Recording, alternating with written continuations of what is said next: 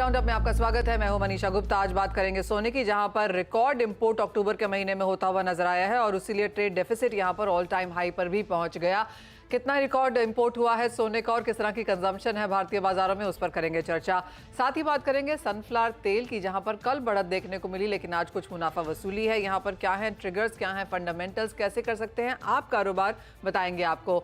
और बात करेंगे धनिये की, जहां पर बहार है, और इन सब पर बात करने के लिए हमारे साथ है मेटल फोकस के प्रिंसिपल कंसल्टेंट साउथ एशिया चिराग शेठ हमारे साथ जुड़े हैं, केडिया कमोडिटीज के अजय केडिया और कोटक सिक्योरिटीज के VP and head commodities Ravindra Rao. और ब्रेक के बाद सनफ्लावर तेल पे बात करने के लिए हमारे साथ होंगे सनवन ग्रुप के सीईओ संदीप बजोरिया। लेकिन शुरुआत सोने के साथ कर लेते हैं। त्योहारी सीजन है, शादियां यहाँ पर काफी सारी हैं, मांग अच्छी खासी देखने को मिली है। आज चिराग, जिस तरह के नंबर्स यहाँ पर अक्टूबर में देखने को मिले हैं, क्या ये अनएक्सपेक्टेड लाइंस हैं और अब यहाँ से क्या एक्सपेक्टेशन है, नवंबर में क्या कुछ देखने को मिल सकता है? जी हाँ, बिल्कुल मनीषा। देखिए, आप जानती हैं नॉर्मली जो फोर्थ क्वार्टर होता है कैलेंडर ईयर का, वो इंडिया के हिसाब से सबसे बड़ा डिमांड क्वार्टर होता है, जहाँ पे क्योंकि फेस्टिवल भी बहुत ज़्यादा होते हैं और शादियों के मुहूर्त भी बहुत ज़्यादा होते हैं, तो उसकी वजह से ऑलरेडी खपत काफ़ी हद तक ज़्यादा रहती है इस साल के एवरेज के कंपेरिजन में। तो उसी के लिहाज से यहाँ पे जो हमने इंपोर्ट के नंबर्स देखे हुए हैं सोने में, चांदी में, वो उस हिसाब से बढ़ते हुए आए। बट दोनों में थोड़ी बहुत स्टोरी अलग है। अगर हम सोने की इंपोर्ट की बात करें तो करीबन 120 टन की इंपोर्ट हुए, और चांदी की बात करें तो करीबन 2000 टन के आसपास की इंपोर्ट हमें देखने को मिले। तो दोनों में जरूर डिमांड बढ़ी है, बट स्टोरी अलग अलग चल रही है। तो ये क्या स्टोरी है चिराग? क्योंकि अगर गोल्ड की बात करें तो 90% का इजाफा, चांदी में यहाँ पर 125% का इजाफा, तो इनसाइड स्टोरी फिर क्या है?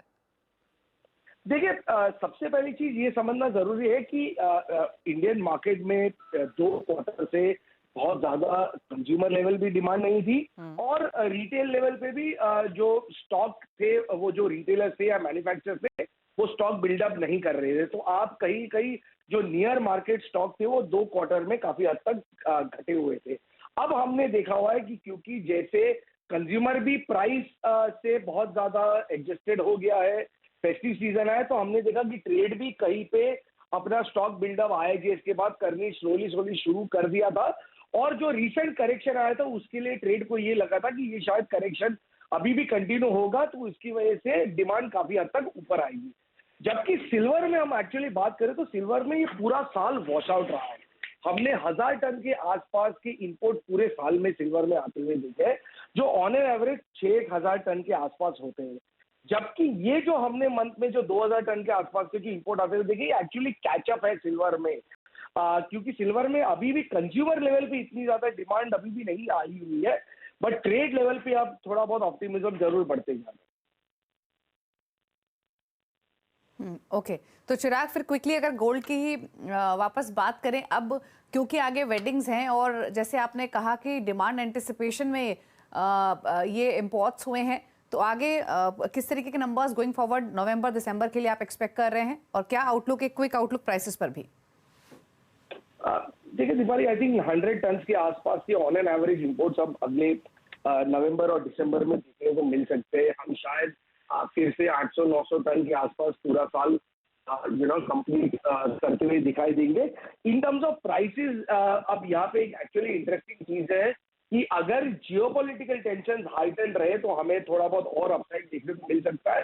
हालांकि अगर जियोपॉलिटिकल टेंशन इसी लेवल पे बरकरार रहे तो फोकस फिर से यूएस फेड और इंटरेस्ट रेट की दरों पर शिफ्ट होते हुए दिखाई देगा, और जैसे हमने 60-70 डॉलर के फॉल देखे, वो शायद और आगे बरकरार। चिराग, जैसे आपने कहा कि रिटेल की मांग यहाँ पर चांदी में थोड़ी कमजोर रही है, तो क्या उसका फायदा यहाँ पर खरीदारों को मिला है? क्या कुछ डिस्काउंट हमने स्पॉट मार्केट्स में आता हुआ देखा? अब देखिए, ऐसा कोई मनीषा बहुत ज्यादा डिस्काउंट मार्केट में नहीं रहा है on an average, because local market में जो लैंडिंग कॉस्ट है वो इंटरनेशनल मार्केट के हिसाब से ही चलती है। तो हमने सिल्वर में कोई बहुत ज्यादा डिस्काउंट मार्केट में चलते हुए नहीं देखा है। हालांकि अभी जरूर एक रिकवरी जरूर डिमांड में देखने को मिली है अगले एक आध महीने में, क्योंकि अगेन फेस्टिव पीरियड है, तो इन्वेस्टमेंट डिमांड भी पिकअप हुई है और ज्वेलरी और सिल्वरवेयर की डिमांड भी पिकअप हुई है, थोड़ी बहुत देखी। ऑलराइट, चिराग बहुत शुक्रिया साथ जोड़ने के लिए। तो क्लियरली जो हमने अक्टूबर में आता हुआ देखा है, जिसे हम रिकॉर्ड नंबर्स मान के चल रहे हैं और डबल ट्रिपल डिजिट % यहां पर इंक्रीज देखने को मिला है, वो एक्चुअली एक कैचअप है। क्योंकि जैसे चिराग ने कहा कि पहले 2 या 3 क्वार्टर्स अगर इस साल के आप देखें तो मांग काफी कम रही है। चांदी में जैसे चिराग कह रहे थे कि 6000 टन यहां पर चांदी आती है, उसके मुकाबले सिर्फ 1000 टन आई। तो क्लियरली जो हमने अक्टूबर के महीने में आते हुए देखा वो एक महज कैचअप है। तो वो चीज यहां पर ध्यान में रखने के लिए। लेकिन प्राइसेस की बात कर लेते हैं। रविंद्र, कैसे देखते हैं आप सोने और चांदी के प्राइसेस? मुनाफा वसूली पिछले हफ्ते जरूर थी, इस हफ्ते की शुरुआत थोड़ी बेहतर हुई है, क्या खरीदारी के मौके हैं? मनीषा मनीषा मेरे हिसाब से प्राइसेस ने एक अच्छा सपोर्ट लेके रिबाउंड आया है। पिछले वीक में हमने कहा था $1938 का एक अच्छा सपोर्ट है। अगर वो सस्टेन करता है तो we might see a rebound, लेकिन अपसाइड जो है वो 2009 के आसपास एक बार कैप्ड है, क्योंकि that has become a double top.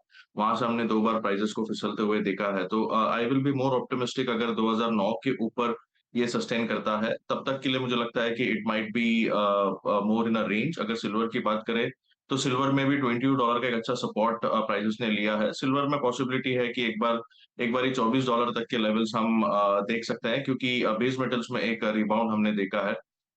Reasons being, अगर अभी फोकस देखें तो फोकस सिर्फ 2 चीज पे है। एक तो फेड के स्टांस पर, और दूसरा जो जियोपॉलिटिकल टेंशंस है, geopolitical conflict in terms of Israel and Hamas अभी थोड़ा सा एक पॉज स्टेज पे है, लेकिन still it is in the background. तो वो कभी भी गोल्ड को एक पुश दे सकता है, गोल्ड एंड सिल्वर दोनों को। लेकिन as of now it is slightly on a pause mode. लेकिन जो फेड का ट्रिगर है, I think now that is becoming more active, क्योंकि इन्फ्लेशन के डेटा हमने एक सरप्राइज डाउनसाइड देखा है इन्फ्लेशन के डेटा में। सारा ही जो भी नंबर्स है दैट हैज कम डाउन।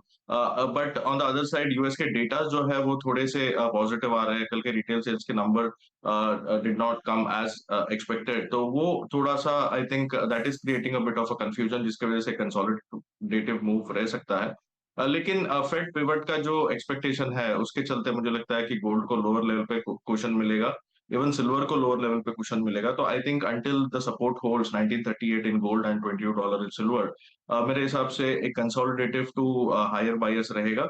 लेकिन जब तक कि ये रेजिस्टेंस लेवल नहीं निकालता 2009 इन केस ऑफ गोल्ड और $24 इन केस ऑफ सिल्वर, मुझे लगता है कि एक कंसोलिडेटिव मूव रह सकता है इंडियन मार्केट्स में। मुझे लगता है 60,400 से 500 तक का एक कैप रहेगा। और सिल्वर की बात करें, सिल्वर में 73,000 तक के लेवल्स पॉसिबल है। उसके ऊपर सस्टेन करता है तो we might see another bullish move, otherwise it might trade between 71,000 to 73,000। Okay, तो 1938 टू $2006 ये गोल्ड की रेंज रह सकती है इंटरनेशनल मार्केट्स में, और चांदी 22 से $24 इंडियन मार्केट के पर्सपेक्टिव से भी लेवल्स आपको रविंद्र ने बताए हैं। लेकिन आगे बढ़ेंगे और अब बात एनर्जी पैक की कर लेते हैं और राय ले लेते हैं कच्चे तेल पर, जहां पर वापस से प्रेशर आते हुए दिखाई दिया है। इंटरनेशनल मार्केट्स में ब्रेंट $80 के आसपास कारोबार कर रहा है। घरेलू बाजार में भी प्राइसेस थोड़े से दबाव में आए हैं। अजय, क्या राय है आपकी? यूएस में क्रूड इन्वेंट्रीज का buildup, record production, demand concerns अभी भी हैं, क्या इन स्तरों से भी नीचे जाने की प्रोबेबिलिटी दिख रही है? हाँ, very good morning Deepali. Definitely अगर हम देखें कल के सेशन में भी हमने कच्चे तेल में एक अच्छी खासी गिरावट देखी। इस वक्त भी आप ब्रेंट देखेंगे तो बिल्कुल $80 के करीब ट्रेड करता हुआ दिखाई दे रहा है। तो टाइमिंग मुझे लगता है यूएस में जो स्टॉक के जो डेटा आए हैं वो कहीं ना कहीं काफी कंसर्निंग है, बिकॉज रिसेंटली हमने देखा 17.5 मिलियन बैरल का जो लास्ट 2 वीक का जंप आया है, ये काफी कंसर्निंग। नो डाउट गैसोलीन का स्टॉक ड्रॉप है जो कहीं ना कहीं फ्री फॉल को रोकने की कोशिश कर रहा है। बट राइटली जैसे रविंद्र ने भी कहा कि जो अनसर्टेनिटी मिडिल ईस्ट से हम देख रहे हैं उसका गोल्ड पे भी इम्पैक्ट है, तो कच्चे तेल पे भी दिखाई दे रहा है। नो डाउट आईईए ने जो फोरकास्ट किया है आगे का, उसमें थोड़ा कॉशियस डिमांड को लेकर है। चाइना से मिक्स फैक्टर हम डेटा देख रहे हैं। तो टाइमिंग मुझे लगता है कि कच्चे तेल में थोड़ी बहुत गिरावट कंटिन्यू रह सकती है। जो 80 का लेवल इंटरनेशनल में अगर हम बात करें वो तोड़ सकता है। डब्ल्यूटीआई की अगर बात करें तो कहीं ना कहीं $75 तक का सपोर्ट उधर भी मिल सकता है। डोमेस्टिक मार्केट में रुपए में भी हमने जो मजबूती देखी है रिसेंटली, उसका एक दबाव है। तो I think 6380 6400 is good to sell. 6550 के ऊपर जाता हुआ दिखाई नहीं दे रहा। टाइमिंग 6250 तक का सपोर्ट हम कच्चे तेल में देख पाएंगे। ऑलराइट, तो कुछ सपोर्ट लेवल्स यहां पर बनते हुए अच्छी खासी गिरावट के साथ कारोबार है। आपको याद दिला दें कि अक्टूबर में गिरावट हमने कच्चे तेल में आते हुए देखी थी, नवंबर में भी। अब तक की अगर चार्ट्स की बात करें तो इन द नेगेटिव यहां पर काम होता हुआ। बात अब यहां पर मेटल्स की करते हैं, क्योंकि चाइना का जो रिटेल सेल्स है, इंडस्ट्रियल प्रोडक्शन है, वो 2-1 डेटा यहां पर थोड़े से पॉजिटिव आए हैं। लेकिन रविंद्र, कितना फायदा एज ऑफ नाउ उसका मेटल्स को? वेल आई थिंक थोड़ा बहुत फायदा रहेगा, लेकिन जो प्रॉपर्टी सेक्टर है वो अभी भी स्ट्रेस्ड है। हम देख रहे हैं कि प्रॉपर्टी सेक्टर के जो नंबर्स आ रहे हैं that is not very encouraging. हालांकि बेस मेटल्स को डॉलर इंडेक्स से भी एक सपोर्ट मिल सकता है, क्योंकि डॉलर इंडेक्स में हमने कंटिन्यू एक फॉल देखा है, यील्ड्स में हमने एक फॉल देखा है। डॉलर इंडेक्स पॉसिबिलिटी है कि एक बारी 103.50 तक आ सकता है। 10 ईयर बॉन्ड यील्ड्स पॉसिबिलिटी है कि एक बार 4.30% तक गिर सकता है। तो आई थिंक वहां से एक सपोर्ट मिल रहा है। प्लस चाइना से I would say it is mixed, क्योंकि property sector is in stress. दूसरे जो नंबर्स है that is slightly coming positive because of the injection of stimulus. तो overall I think base metals में जो डाउनसाइड है that is very much limited. मैं कहते आ रहा हूँ कि 692-93 in copper is very good support. उसके नीचे जब तक नहीं जाता आई थिंक लोअर लेवल्स पे बाइंग आनी चाहिए। चार्ट्स पे एक वीकली चार्ट्स पे एक बुलिश एंगल्फिंग कैंडल बन रहा है। अगर वो कंफर्म हो जाता है तो we might even see copper prices going higher towards 730। So I will wait for that confirmation. और अगर जिंक की बात करें तो जिंक में there is a good possibility it might go up till 340। 333 से प्राइसेस ऑलमोस्ट 3 बार रिवर्स हुए हैं। अगर उसके ऊपर सस्टेन कर जाता है तो I am expecting zinc prices to go higher to 340-41 levels. तो ओवरऑल आई थिंक बायस थोड़ा सा पॉजिटिव है। अगर डिप्स आता है तो कॉपर और जिंक दोनों में ही बाइंग किया जा सकता ओके, तो डिप्स पर कॉपर में बाइंग की जा सकती है। जिंक पर भी आउटलुक आपको मिला है। जिंक ने कंपैरेटिवली काफ़ी अच्छी परफॉर्मेंस दिखाई है। चलिए, शुक्रिया रविंद्र शो में आने के लिए और अपनी स्ट्रैटेजीज, अपने व्यूज़ शेयर करने के लिए। अजय केडिया हमारे साथ बने रहेंगे। रुक रहे हैं एक ब्रेक के लिए। ब्रेक के उस पर एग्री कमोडिटीज़ पर करेंगे फोकस। स्पेशली बातचीत करेंगे कोरिएंडर की, जहाँ पर तेज़ी का एक्शन देखने को मिला है, और साथ ही सनफ्लावर ऑयल पर भी रहेंगी नजरें एक ब्रेक के बाद।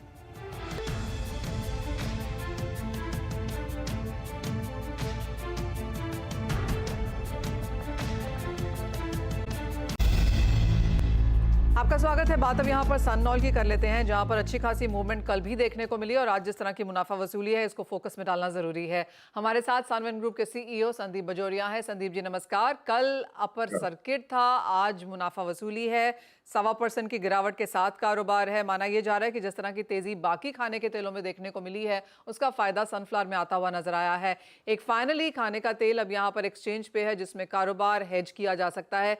एक तो कैसे देखते हैं कॉन्ट्रैक्ट को, और दूसरा प्राइसेस को लेकर अब क्या व्यू है? Manisha ji, first of all आपको और सब व्यूअर्स को मेरी तरफ से हैप्पी न्यू ईयर। आपको एंड भी संदीप जी। खुशी की बात है कि न्यू ईयर के दिवाली के दिन ये फ्यूचर शुरू हुआ सनफ्लावर ऑयल का।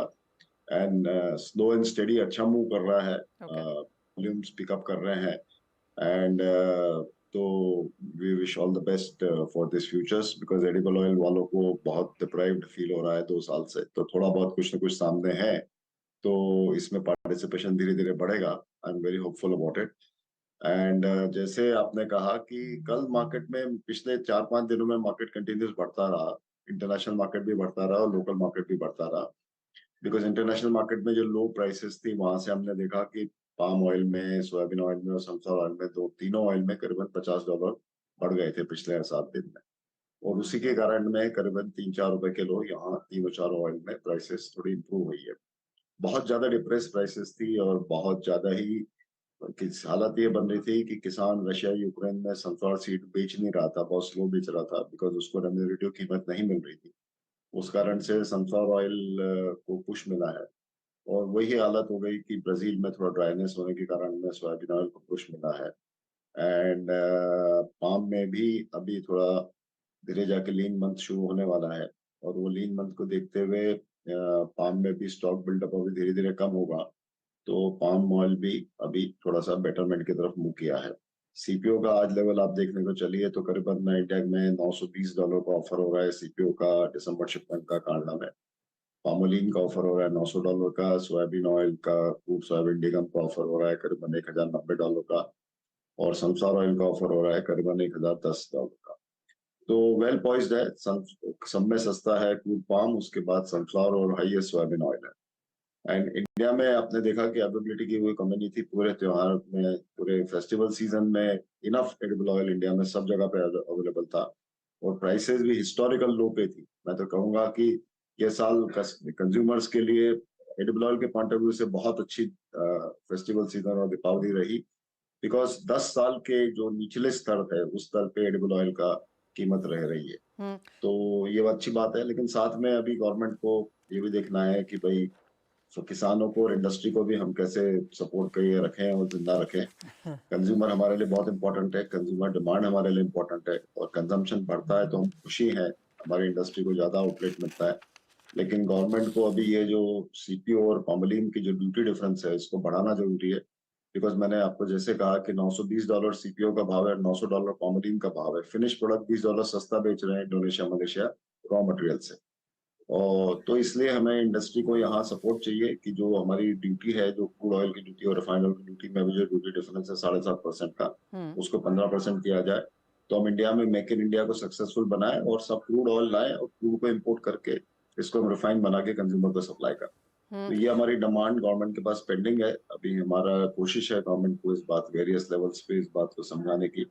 Late us be hopeful and I think overall edible oil scene बड़ा अच्छा चल रहा है। Okay. और गवर्नमेंट को भी हम कांग्रेचुलेशन तो देना चाहते संदीप जी, हैं। यहाँ से अब अगर अब सन ऑयल की बात की जाए, जैसे आपने कहा $1010 के आसपास है, भारतीय बाजारों में जिस तरह से हमने यहाँ पर 905 910 के बीच में कारोबार होता हुआ देखा है, अब यहाँ से क्या व्यू है? क्या सपोर्ट लेवल्स पे है? यहाँ से खाने के तेल ऊपर जाते हुए दिखते हैं?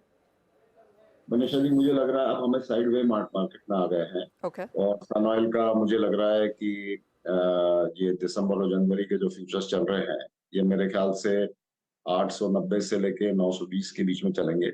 ये मेरा अनुमान चल रहा है अगले 3-4 हफ्तों के लिए। इस तरह के मार्केट जोन में हम आ चुके हैं। 890 से 920 के बीच में ये चलेगा सन ऑयल का futures. So we are in a limited range. जो एक बार बढ़ना था बढ़ गया, अभी हमें कंसोलिडेशन रेंज में एंटर हो गए हैं हम, और स्लाइड प्राइस में रिएक्शन आ सकता है। बट ओवरऑल आगे जाके 3-4 महीनों में मार्केट का टोन पॉजिटिव ही रहेगा, और ये समझ के हम चलते हैं। ओके, अजय केडी भी हमारे साथ मौजूद हैं। अजय, आपने संदीप जी से पूरा कॉन्वर्सेशन सुना, आपका व्यू क्या है प्राइसेस को लेकर? लगता है प्राइसेस स्टेबल रहेंगे नियर टर्म में एटलीस्ट सन ऑयल के? हाँ बिल्कुल दीपाली जी, अगर हम देखें तो पूरे एडिबल ऑयल कॉम्प्लेक्स में हमने पिछले 1.5-2 साल में काफी ज्यादा एक फॉल आते हुए देखा। तो प्राइस वाइज काफी अट्रैक्टिव है, और हमने देखा अभी रिसेंटली जो ग्लोबल मार्केट में बाकी ऑयल है, खास करके अगर हम बीएमडी की बात करें, वहां पे भी हमने एक अच्छी खासी रिकवरी देखी। तो उसी का एक सेंटिमेंटल इम्पैक्ट हम सन ऑयल में भी देख पा रहे हैं। डिमांड भी इंडिया में अगर देखें तो 35 लाख शादियां है, तो हॉरेका इंडस्ट्री की डिमांड भी अच्छी रहने की उम्मीद है, और बाकी भी ऑयल में तेजी बन गई। तो टाइमिंग कल की जो बड़ी तेजी के बाद मार्केट थोड़ा कंसोलिडेट होता हुआ दिखाई दे सकता है, जो नीचे में मुझे लगता है कि 900 के आसपास का एक सपोर्ट बनेगा। एज ऑफ नाउ 916 के ऊपर जाता हुआ नहीं दिखाई दे रहा है, एक रेंज में रहेगा जैसे संदीप जी ने भी कहा है। बट टाइमिंग मुझे लगता है ज्यादा कोई बड़ी गिरावट नहीं है। ओवरऑल बाय ऑन ड्रॉप की स्ट्रेटेजी बनाकर ही सन ऑयल में ट्रेड करना चाहिए। वॉल्यूम पार्टिसिपेशन भी अच्छा है, क्योंकि अब तक एडिबल ऑयल कॉम्प्लेक्स के लिए we were not having any product, but अब हेजिंग के लिए काफी अच्छा अपॉर्चुनिटी है यहाँ पे। वॉल्यूम्स भी अच्छे हैं, तो मुझे लगता है 900 तक का एक पुल बैक मिल सकता है, बट कुल मिला के बाय ऑन ड्रॉप की रणनीति बना के ट्रेड करना चाहिए। ऑलराइट, तो खरीदारी यहाँ पर खाने के तेलों में करनी चाहिए। संदीप जी, बहुत शुक्रिया साथ जुड़ने के लिए। आगे बढ़ेंगे और बात मसालों की कर लेते हैं, क्योंकि यहाँ पर धनिया में बढ़त है, जीरे में अच्छी खासी मुनाफा वसूली है। बाय द वे 2% की गिरावट के साथ कारोबार, और जहाँ तक हल्दी है यहाँ पर भी 1.5% की मुनाफा वसूली। यहाँ पर कोई बाइंग रिकमेंडेशन अजय जो आप देखते हो? बिल्कुल भाई, सबसे पहले अगर हम कोरिएंडर की बात करें तो कोरिएंडर में सबसे इंपॉर्टेंट ट्रिगर जो रहेगा, स्विंग में काफी सीवियर ड्रॉप बताया जा रहा है, जिस से एक तो ग्राउंड में मॉइस्चर लेवल काफी कम है, और भाव भी कम होने की वजह से इस बार स्विंग का एरिया काफी कम है। तो एकाएक हमने पिछले 2-3 दिनों में एक बड़ी तेजी देखी है। थोड़ा पुल बैक जरूर दिख रहा है मार्केट में, बट ओवरऑल मुझे लगता है अगर दिसंबर वायदे की बात करें तो 8050 के करीब लेके चलिए, 7900 का स्टॉप लॉस रखिए। इमीडिएट टारगेट तो 8350 है, बट लॉन्ग टर्म के लिए भी धनिया काफी अच्छा लग रहा है। वहीं जीरे में अभी भी स्टेबिलिटी नहीं बन पा रही है। हमने पिछले हफ्ते में देखा था, दिवाली से पहले एक पेमेंट क्राइसिस के चलते प्राइसेस में एक बड़ा फॉल आया था, बट कुल मिला के 40,000 41,000 का एक बेस बनता हुआ दिखाई दे रहा है। अगर दिसंबर वायदे की बात करें तो 41,500 के करीब इस वक्त ट्रेड कर रहा है। 40,500 के करीब लेके चलना चाहिए। 39,500 का स्टॉप लॉस रखिए। लिमिटेड अपसाइड है, बिकॉज वॉलिटिलिटी की वजह से काफी ट्रेडर्स दूर है एज ऑफ नाउ, तो 43,500 तक का लेवल दिखा सकते हैं। अगर हम हल्दी की बात करते हैं तो हल्दी के भी लॉन्ग टर्म फंडामेंटल अच्छे हैं, बट कंसोलिडेशन जोन में गया हुआ है। इससे पहले भी हमने देखा 13,200 से 13,800 के जोन में बना हुआ है। तो टाइमिंग थोड़ा प्रेशर जरूर दिखाई दे रहा है डिमांड के अभाव में, बट लिमिटेड डाउन साइड है। 13,200 तक का लेवल मिलता है, वहां से फिर बाइंग करके चलिए। ओवरऑल अगले 2-3 महीने सभी मसालों के लिए अच्छे रहने की उम्मीद है। ओके, तो मसालों के लिए अगले 2-3 महीने डिमांड पर्सपेक्टिव से बेहतर रह सकते हैं। प्राइसेस पर भी आपको आउटलुक मिला है।